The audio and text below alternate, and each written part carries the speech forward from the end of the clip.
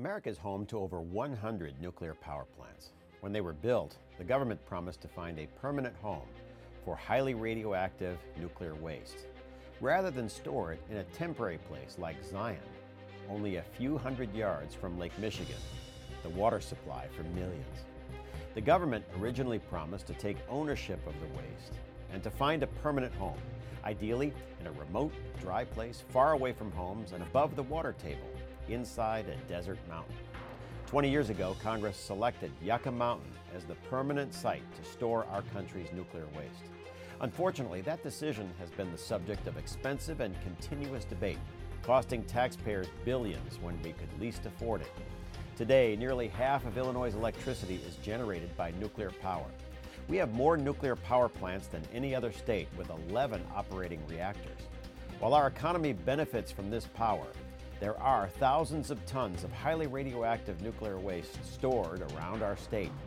The recent events in Japan should serve as a warning to remove America's nuclear waste from all temporary sites near cities or sources of our drinking water. The Great Lakes accounts for 90% of the surface fresh water in North America. The only ecologically responsible policy is to protect the Great Lakes by removing nuclear waste from its shoreline. Already, we have stored over 1,000 tons of waste at a temporary site in Zion for over 30 years, only a few hundred yards from Lake Michigan.